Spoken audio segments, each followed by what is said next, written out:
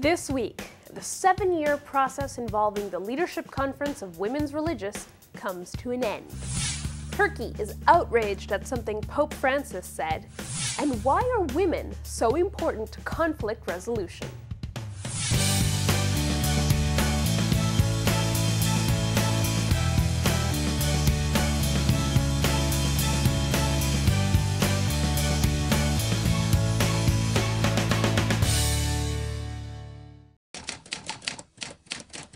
Hello and welcome to Vatican Connections. It's been a really full and eventful week, so let's get started.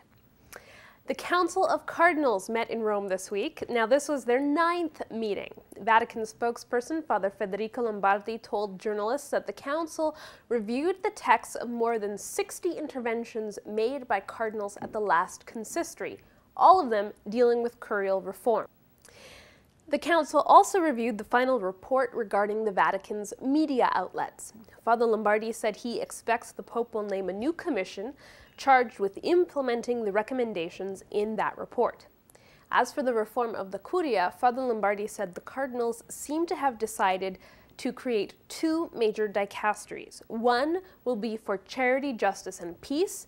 The other will be for laity, family, and life. These 2 dicasteries will replace the various bodies that deal with different aspects of those issues. The Council of Cardinals will meet again in June. Pope Francis met with a delegation from the Leadership Conference of Women's Religious this week. Now, this meeting was not announced beforehand. At the same time of this meeting, a joint report on the doctrinal assessment of the LCWR was released by the Congregation for the Doctrine of the Faith and the Leadership Council. We learned that the new statutes of the LCWR were approved by the Congregation for Religious and the Congregation for the Doctrine of the Faith back in February. So this brings to an end the 7-year process of investigation and dialogue. For more details on this story, including the joint press release and the meeting between the Pope and the LCWR officials, visit our blog. The Turkish government is up in arms this week over a statement made by Pope Francis during a mass with the faithful of the Armenian Rite. It was held to mark the 100th anniversary of what Armenians call the Great Evil and to officially proclaim Saint Gregory of Narek a doctor of the Church. CNS has more details.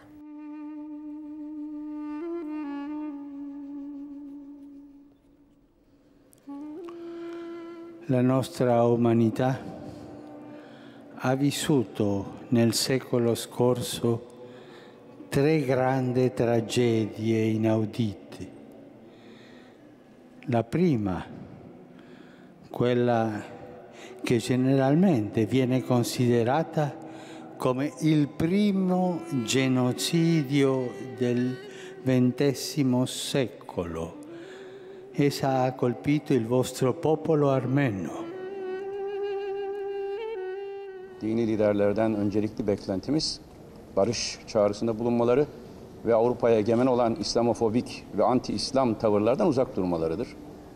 Papa'nın açıklamaları sadece tarihin yanlış okuması değil, eksik okuması değil, tek taraflı olarak bir grup bunun acılarına sahip çıkarken diğer grubun acılarını yok saymak değil, aynı zamanda Avrupa'da yükselen ırkçılığa prim veren ve Müslümanları ve Türkleri kolektif bir suçla itham eden son derece zamanlama bakımından da son derece şanssız, son derece yanlış ve tutarsız bir açıklama olmuştur.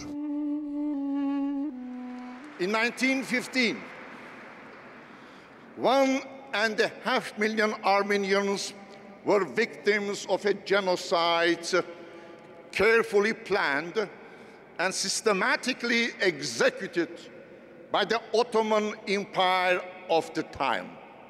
The Armenian genocide is an unforgettable and undeniable fact of history, deeply rooted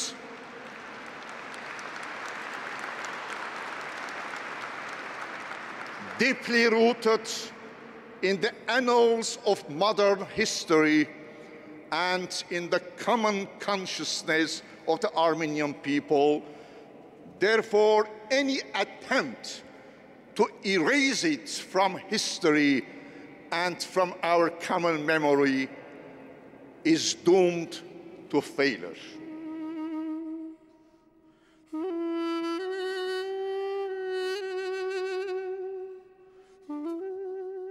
Dışişleri Bakanlığımız gerekli açıklama yaptılar.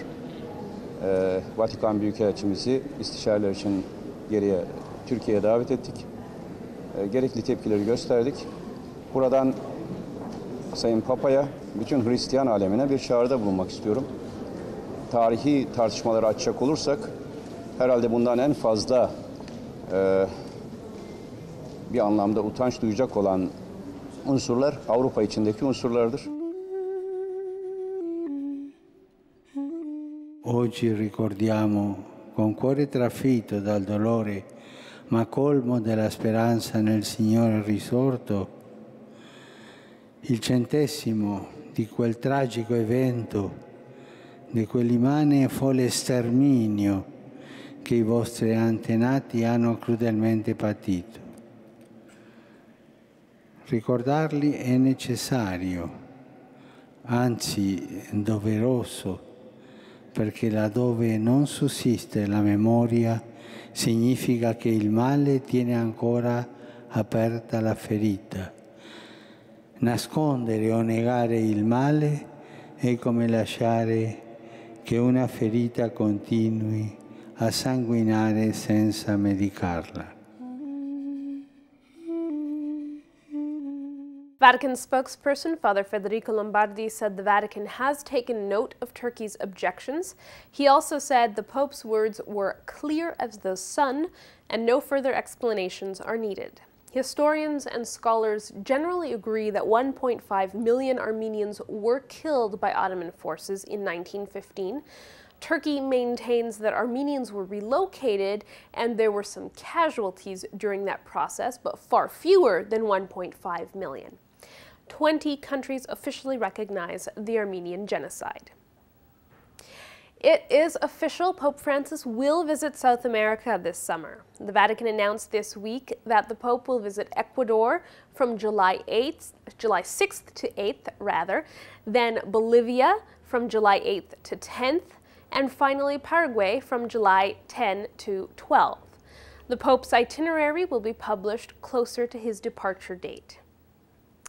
We also told you last week about faithful in Chile who have been protesting the recent appointment of a bishop they believe covered up for an abusive priest.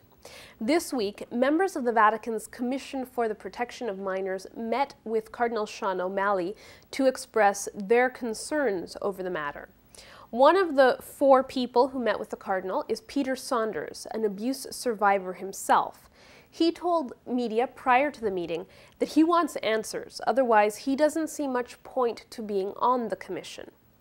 After the meeting, another member, Marie Collins, who is also an abuse survivor, tweeted that she was on her way home after a, quote, very good meeting with Cardinal O'Malley.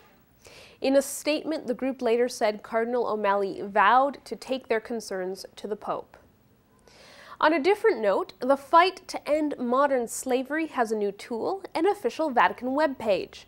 The page endslavery.va was launched this week. The website offers resources from both the Catholic and Anglican churches, as well as fully developed and ready-to-use educational programs that can be used in a variety of situations. The website is an initiative of the Pontifical Academy for Sciences and the Pontifical Academy for Social Sciences, both of which are holding their plenary meeting this week. And finally, some sad news from the Vatican. Cardinal Roberto Tucci has died at the age of 93. He was once head of Vatican Radio and the person responsible for planning the trips of Pope St. John Paul II outside of Italy. He also served as the editor of the Italian Jesuit journal La Civiltà Cattolica. In a telegram to the Jesuit Father General, Pope Francis said he leaves us with a memory of an industrious and dynamic life spent in the coherent and generous fulfillment of his vocation as a religious man, mindful of the needs of others, and a pastor faithful to the gospel and to the church, following the example of St. Ignatius. His funeral was held at the Vatican April 17th. 3 recent popes have spoken openly about the need for women to take on wider responsibility in the church, to have a wider space, and to take on roles of leadership. Pope Francis has been especially blunt and outspoken about this.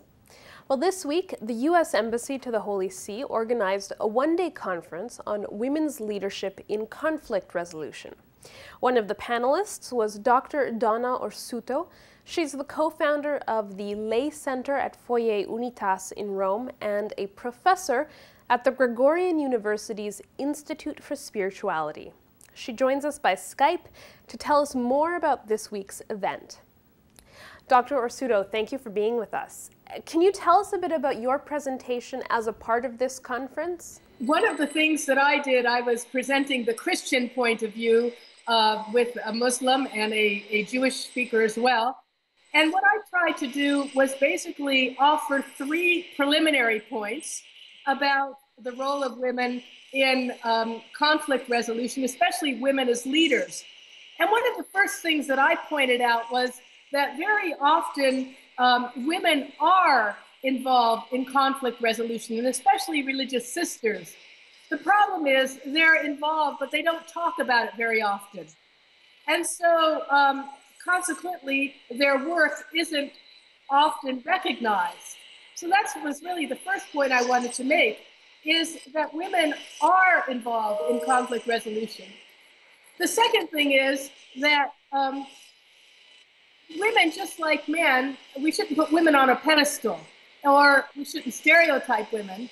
Women, just like men, can be involved in conflict, or they can be the solution to the problem of conflict. And the third point I made was really to say that as Christians, the reason we're involved in conflict resolution is simply because we must. Because our whole theology of who we are, of who everyone else is, created in the image and likeness of God, all of us are called to be involved in conflict resolution.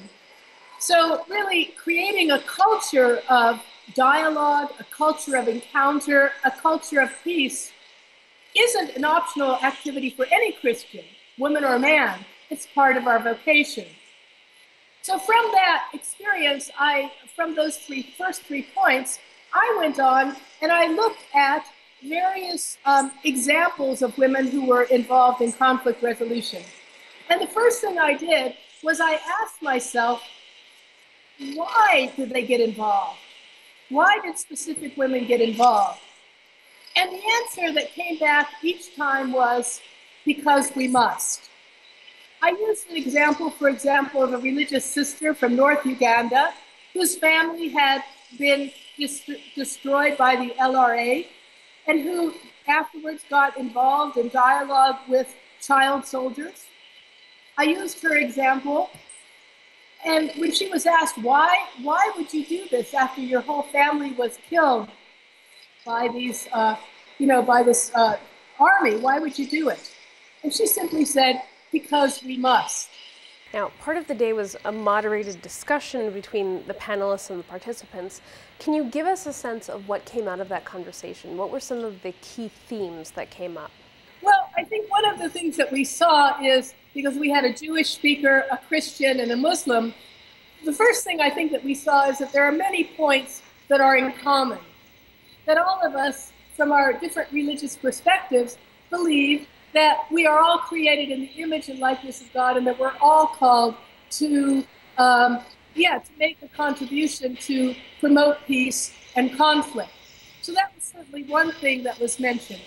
A second thing that was mentioned, of course, because we were in an environment where there were a lot of Catholics present, a lot of religious and a lot of others, was the whole point of the role of women in general in leadership, in the church, and in society. So what's the role of women? And one of the things that I shared was a quote I had come across, which was, nothing about us without us.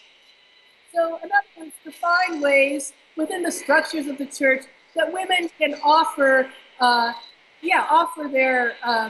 their expertise, and especially on things that concern them, that they would have a voice. So this was one important point I think that came up in the discussion. My last question for you, what do you hope to see in the future, both for women in the church and in other areas like this, like conflict resolution, global areas of global concern? Well, my hope would be twofold, really. First of all, that we would really recognize exactly what women are already doing. Because I think that we, in the church, we haven't really embraced fully what women are already doing in the area of healthcare, education, the religious sisters who are in various parts of the world, the lay people who are involved in Catholic higher education. Many presidents of colleges and universities are lay women. There are so many areas that real qualified lay women are already involved. And I think the first step is to recognize that. And the second is to really find creative ways to put the gifts of women at the service of the church, to really help to solve some of the problems in the church and in society by using the gifts of women and by recognizing that we're all equal. Women and men are equal, and we have gifts to share with one another. They're gifts that differ, but gifts that we can share with one another to build up the church and to build up society. Thank you for talking to us, Dr. Orsuto. Well, let's take a look at what Pope Francis did this week besides meeting with the Council of Cardinals. On Saturday, he led the Vespers service in advance of Divine Mercy Sunday. Now, during this Vespers service, the papal bull for the Jubilee Year of Mercy was read, and CNS has more.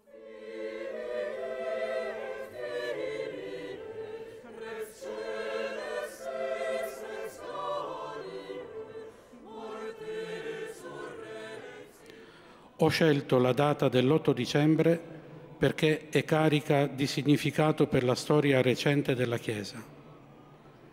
Aprirò infatti la Porta Santa nel 50° anniversario della conclusione del Concilio Ecumenico Vaticano II.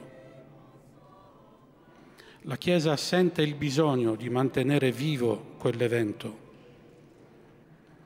Abbattute le muraglie che per troppo tempo avevano rinchiuso la Chiesa in una cittadella privilegiata, era giunto il tempo di annunciare il Vangelo in modo nuovo.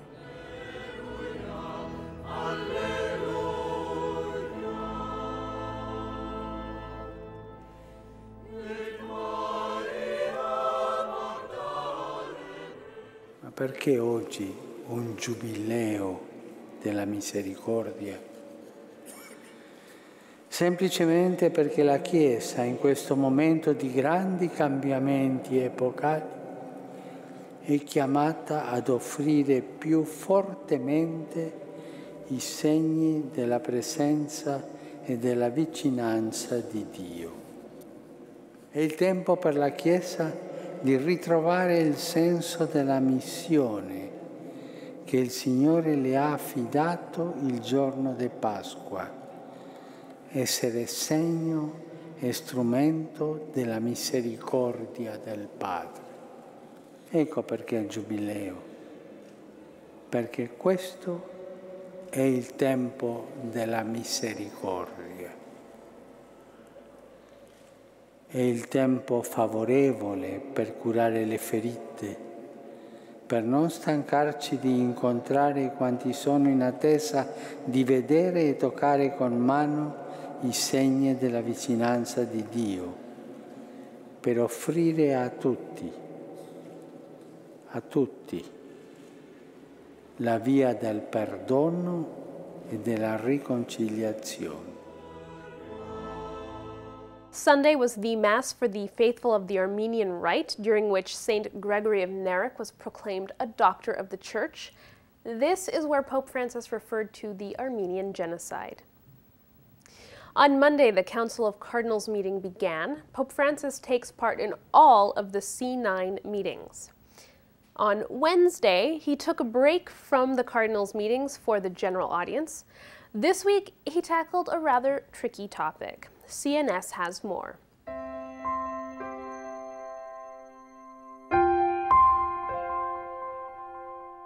La differenza sessuale è presente in tante forme di vita nella lunga scala dei viventi, ma solo nell'uomo e nella donna essa porta in sé l'immagine e la somiglianza di Dio.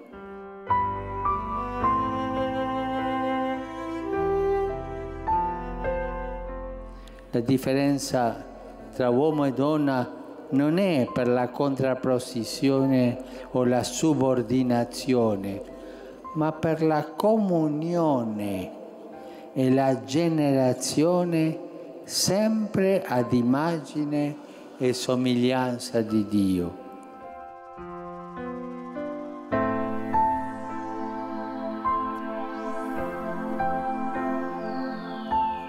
La cultura moderna e contemporanea ha aperto nuovi spazi, nuove libertà e nuove profondità per l'arricchimento della comprensione di questa differenza, ma ha introdotto anche molti dubbi e molto scetticismo. Per esempio, io mi domando se la cosiddetta teoria del gender non sia anche espressione di una frustrazione e di una rassegnazione che mira a cancellare la differenza sessuale perché non sa più confrontarsi con essa. Rischiamo di fare un passo indietro. La rimozione della differenza, infatti, è il problema, non la soluzione.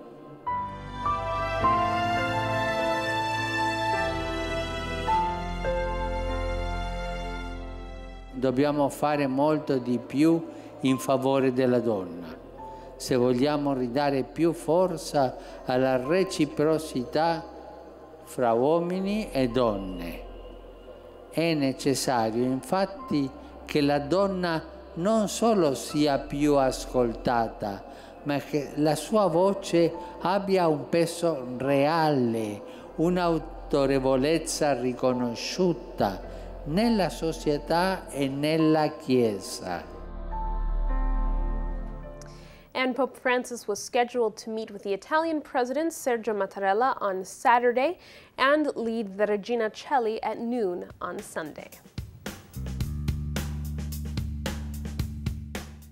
There were quite a few appointments this week, so let's take a look.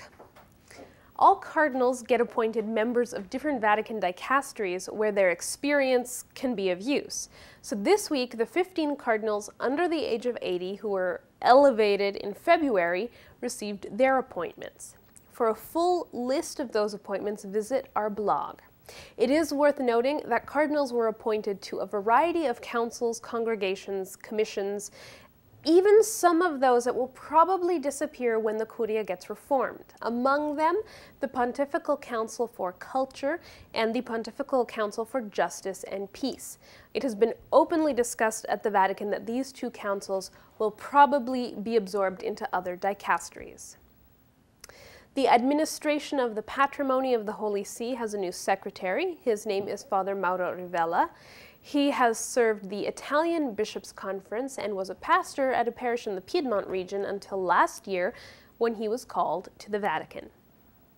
And the administrative section of the Secretariat for the Economy also has a new secretary, Monsignor Luigi Misto. He was the secretary for the administration of the Patrimony of the Holy See until now. Well, that's all for this edition of Vatican Connections. Join us again next time for more about what's happening inside Vatican walls. But until then, follow us on Twitter or check our blog for regular updates or watch us on Roku TV on demand. From everyone here, thanks for watching and see you next time.